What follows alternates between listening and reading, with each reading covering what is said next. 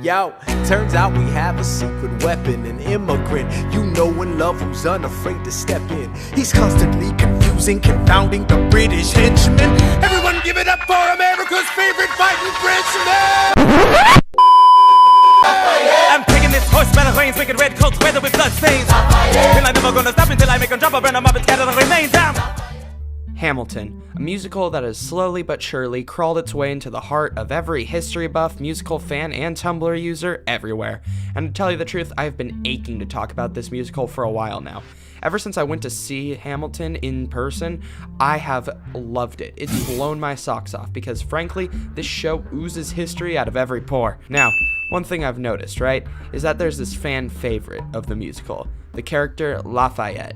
Yes, people seem to love this guy. He's got fan art all over the place, he's got fan fiction, and of course, XXX fan fiction. Or we're just gonna ignore that.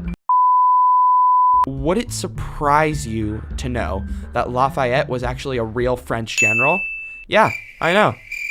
Who knew? So, I thought we would test how historically accurate Hamilton's Lafayette is. Watch me engaging them, escaping them, and rating them out. I go to France for more fun. Lafayette was born in France on September 6th, 1757 to a super rich, wealthy French family.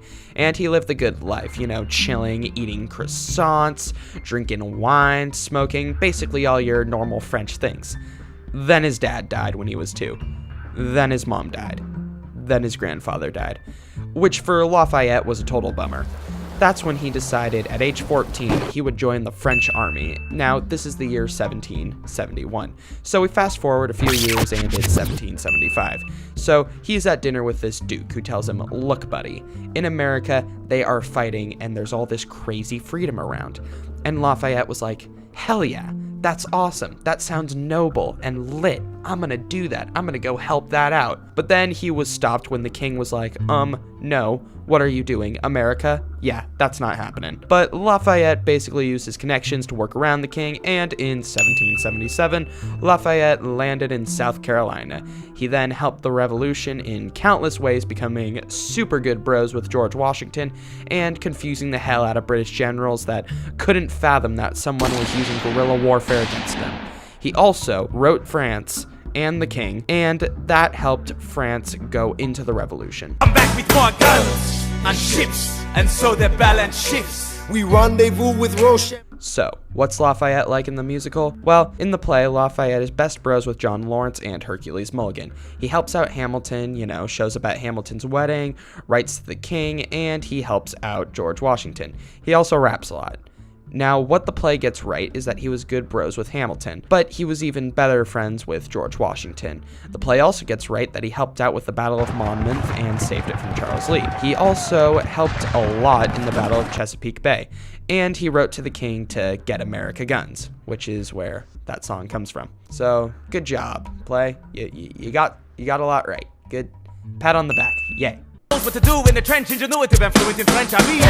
So you're gonna have to use them eventually. What's he gonna do? So, what did the play get wrong?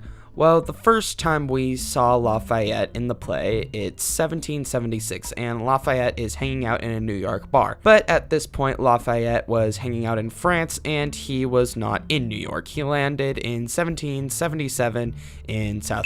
So this is not accurate on times, dates, or location. In addition, in looking on the internet, I haven't found any information on Lafayette with John Lawrence or Hercules Mulligan, so it could be that they knew each other, but it doesn't seem likely that they were very close. Last but not least on major things that I have found is Lafayette in the show is constantly talking about hating the king and dreaming of life without the monarchy. I go back to France, I bring freedom to my people if I'm given the chance. Dream of life without a monarchy. The unrest in France will lead to anarchy. But in real life, he was actually part of the king's royal guard and saved his family from being torn apart by a mob. Now, those were all the major historical inaccuracies that I could find, so if you find anything else, leave it in the comments below or tweet it at me. Also, tweet at me or leave it in the comments below if you think I got something wrong, or just if you want to start a conversation. Tell me what you think. Do you like Hamilton? Do you dislike it?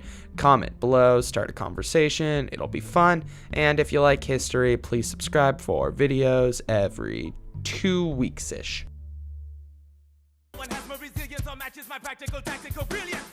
You want to fight for your land back? I need my right-hand man back. Yeah, get your right-hand man back. You know you gotta get your right-hand man back. I mean, you gotta put some thought into the letter, but the sooner the better to get your right-hand man back. Alexander Hamilton, troops are waiting in the field for you.